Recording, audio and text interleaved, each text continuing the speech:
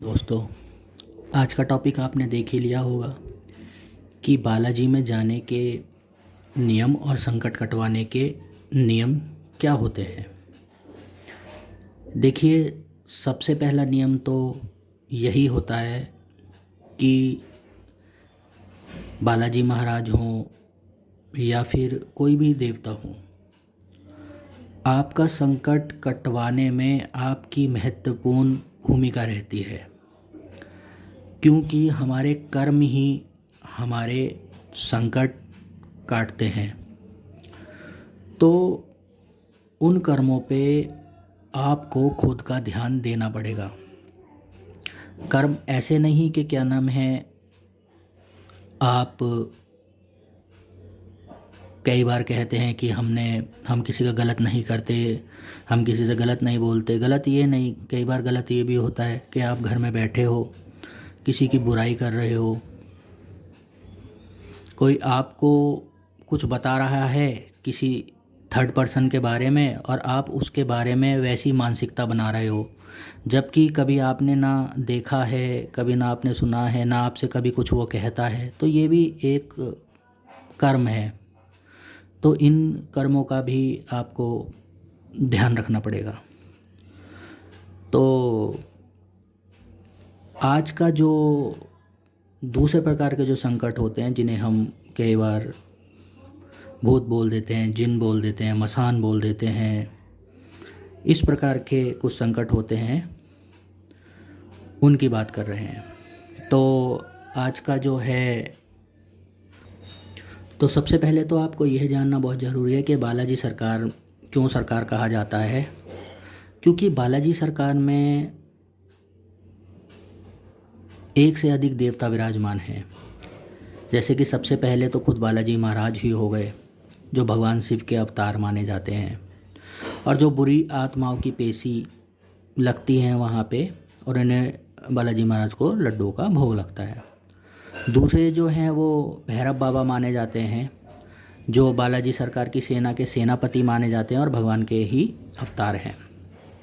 और इन्हें कोतवाल और कप्तान भी कहा जाता है। इन्हें उड़द की दाल पहले चढ़ती थी, अब नहीं चढ़ती है, क्योंकि भोग प्रसाद का अब नियम चेंज हो गया है। तीसरे जो हैं वो प्रेतराज सरकार हैं, जो बालाजी सरकार के ही दंड नायक हैं। उन्हें ही दंड वगैरह न्याय करने का अधिकार बालाजी ने दिया है। तीन पहाड़ी पर आप जाएंगे तो वहाँ पे जो विराजमान हैं, तीन पहाड़ी का भी एक महत्वपूर्ण स्थान है। वहाँ मैं आगे आपको बताऊँगा कि किस प्रकार से वहाँ जाना बहुत ज़रूरी होता है। तो तीन पहाड़ी पे जो विराजमान हैं वो पंचमुखी हनुमान जी हैं, माता कालका हैं, और वहाँ पे शमशान भैरव हैं। तो यह जो वहाँ पर विराजमान हैं, जो देवी देवता हैं, जिन्हें सरकार कहा जाता है। और भी हैं, जैसे समाधि वाले बाबा हैं, भंगीवाड़ा है, बहुत ऐसे हैं। तो बालाजी में जाने से पहले आप हमेशा एक बात का ध्यान रखें कि सबसे पहले, कम से कम जाने से पहले, जिस दिन से आपने डिसाइड किया है, एक हफ्ते पहले से ही लहसुन, प्याज, मांस, मदिरा, अंडा और गृहस्थ जीवन, जो शादीशुदा वगैरह हैं, हस्बैंड वाइफ वगैरह, अलग सोएं एक हफ्ते पहले कम से कम। और जिस दिन से भी आप परहेज करते हैं, तो घर में उस दिन से बालाजी के नाम का दीपक जलाएं, माता कालका का सरसों का तेल का दीपक जलाएं, भैरव का जलाएं, प्रेतराज सरकार का जलाएं, और 151 रुपये की बालाजी सरकार के नाम का एक अर्जी रख दें। 151 रुपये की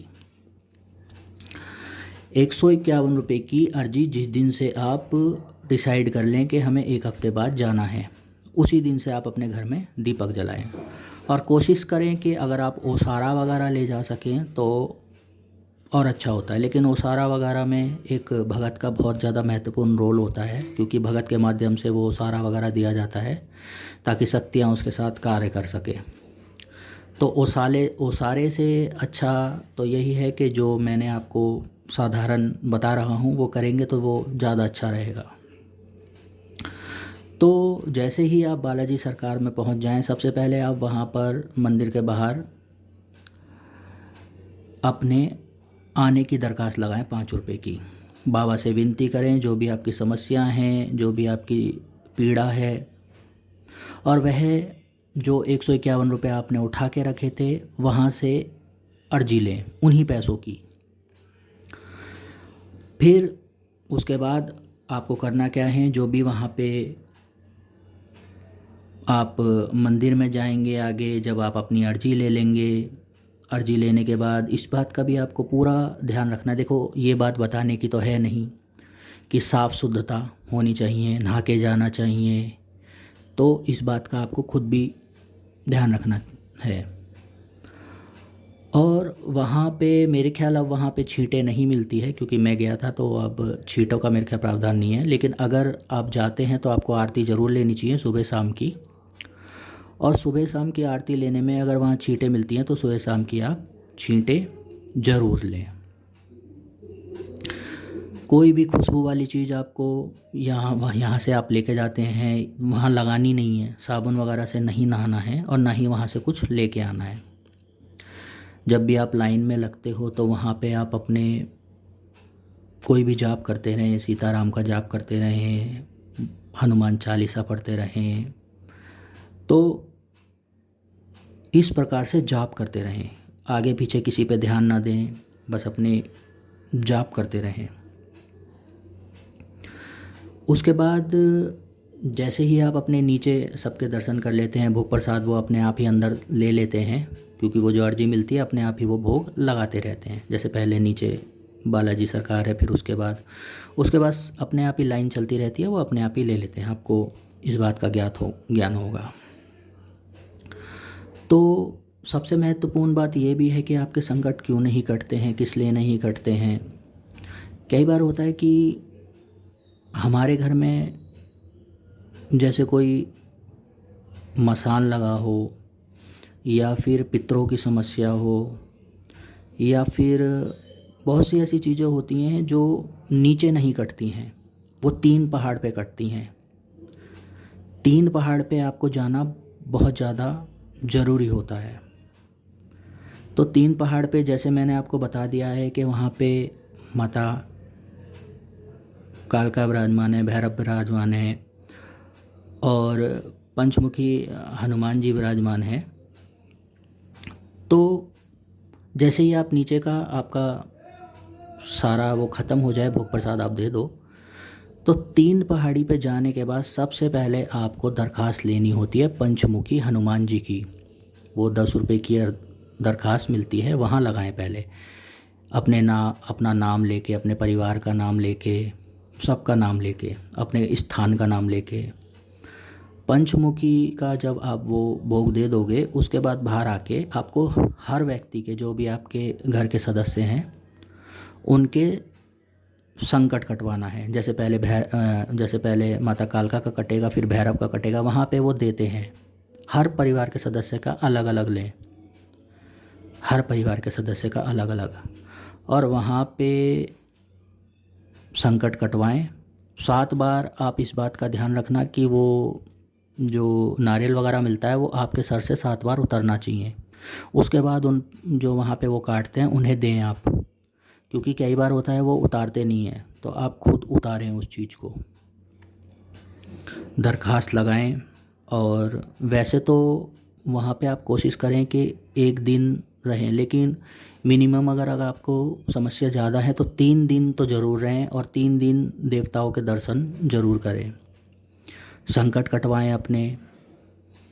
ये बहुत ज़्यादा ज़रूरी होता है। कई बार एक बार में संकट नहीं कटते, कि बहुत ज़्यादा बड़े संकट होते हैं, या फिर पितरों की समस्याएं होती हैं, या फिर आपकी कोई सवारी चल रही हो वो नहीं खुलती है, फिर कोई बाल पित्र भी हो सकते हैं, वो बाल पित्र वगैरह, क्योंकि एक बार में नहीं होता, वो जब बाद में फिर हो सकता है किसी के शरीर पे आएँ, अपना स्थान मांगें, या फिर कुछ भी समस्या आपकी हो सकती है, या फिर आपके घर की समस्या कोई हो सकती है। तो जब भी आप ये करेंगे तो वो चीज़ आपकी खुलेगी,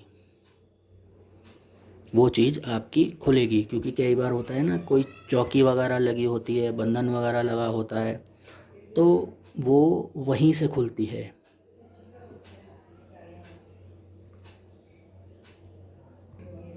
जब भी आप बंधन कटवाएं तो इस बात का ध्यान रखें 10 रुपये की दरख्वास्त लगानी है। और दरख्वास्त इस बात की भी लगानी है कि कोई अगर हमारे पितरों की समस्या हो, कोई चौकी लगी हो, हमारी कोई बंधन हो, तो उसे काटा जाए, ख़त्म किया जाए, हर प्रकार का बंधन। और वहाँ का जो सुबह सुबह ही ऐसा ना करें कि क्या नाम है हम बाद में जाएंगे, सुबह सुबह ही कोशिश करें कि सुबह सुबह ही आपके दर्शन हो जाएं 11 बजे से पहले, क्योंकि अर्जी का जो समय होता है वो 11 बजे तक का ही होता है। तो सुबह सुबह का ही आप ध्यान रखें। और उससे महत्वपूर्ण एक बात और है, जब आप 3 पहाड़ी पे जाएं तो 3 पहाड़ी पे जाने से जैसे ही आप ऊपर चढ़ोगे 3 पहाड़ी के लिए, तो एक राइट में रास्ता जा रहा है, एक लेफ़्ट में रास्ता जा रहा है। जो लेफ़्ट में रास्ता जा रहा है वो सीधा 3 पहाड़ी के लिए जा रहा है।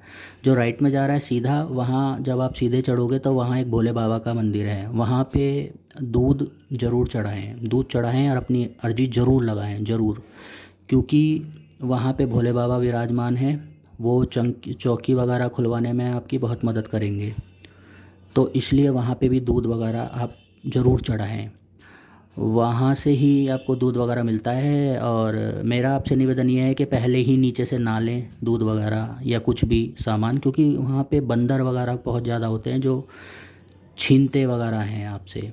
तो कोई आपको हानि ना हो, कोई नुकसान ना हो, तो आप जब ऊपर चले जाएँ भोले बाबा के मंदिर में, वहीं से आप दूध वगैरह लें, वो ज़्यादा अच्छा होगा। पहले ही नीचे से ना लें। और यदि अगर आप नीचे से लेते भी हैं तो उसे छुपा के लेके जाएं, या जैसे भी आप ठीक समझते हैं वैसे लेके जाएं। तो मैं आपको पहले भी बता चुका हूँ कि यदि कोई भी संकट कटना होता है किसी व्यक्ति का, तो अपने कर्मों पे भी बहुत ज़्यादा ध्यान रखें। अपने मस्तिष्क को, अपने कानों को भी मजबूत रखें कि कोई सामने वाला व्यक्ति किसी व्यक्ति की बुराई कर रहा है तो उसको भी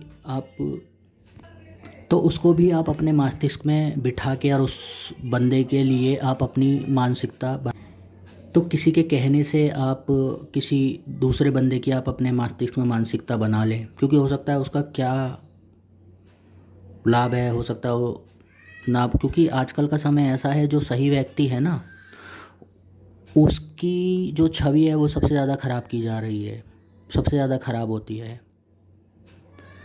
तो इसलिए इस बात का ध्यान रखें कि आप सही व्यक्ति की अगर छवि ख़राब करोगे या मानसिकता बनाओगे तो वो आपके लिए एक दुखदाई होगा, क्योंकि ईश्वर सब कुछ देखता है। वो ईश्वर कोई भी हो सकता है, कोई भी ईश्वर हो सकता है, क्योंकि इस धरती पे हमें सबको रहना तो है नहीं, हम यहाँ सिर्फ भक्ति करने के लिए आते हैं। तो यह भी एक मार्ग है कि आप किसी के बारे में ना गलत सुने, ना कभी गलत कहें, और ना कभी सुन के आप अपनी विचारधारा बनाएं किसी पर्सन व्यक्ति के लिए। और मेरी अपनी बहनों से ये निवेदन है कि इस चीज़ पे वो ज़्यादा ध्यान दें। किसी के सुनने से, किसी के कहने से ये अपने मानसिक ऐसा बना लेती हैं, और बहुत से आदमी भी ऐसे हैं। तो मतलब कहने का तात्पर्य ये है कि ध्यान दें इन चीज़ों पे, यह भी हमारा एक कर्म है। सो आशा करता हूँ कि ये वीडियो आपको पसंद आए।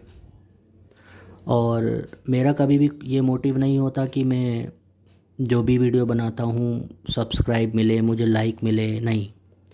ये मेरे खुद के 17-18 साल के अनुभव हैं जो मुझे भक्ति में प्रदान हुए हैं, मुझे मेरे गुरुदेव से प्रदान हुए हैं। और कई मैं देखता हूँ लोगों के, तो उनके अनुभव और मेरे अनुभव सेम होते हैं। तो और मेरे जो गुरुजी ने भी जो मुझे दिए हैं वह भी सेम ही होते हैं। तो ये कोई ऐसी चीज़ नहीं है जो हम खाली आपको ऐसे ही बोल देते हों, नहीं, ये शक्तियाँ होती हैं। और बालाजी महाराज विराजमान हैं, माता कालका विराजमान है, प्रेतराज विराजमान है, और भी जो शक्तियाँ हैं वो विराजमान हैं, जो इस कलयुग को देख के ही विराजमान की गई हैं। तो आज के लिए बस इतना ही। धन्यवाद। जय श्री राम, जय बाबा मोहन राम, जय माता कालका, जय श्री राम, जय श्री राम दोस्तों।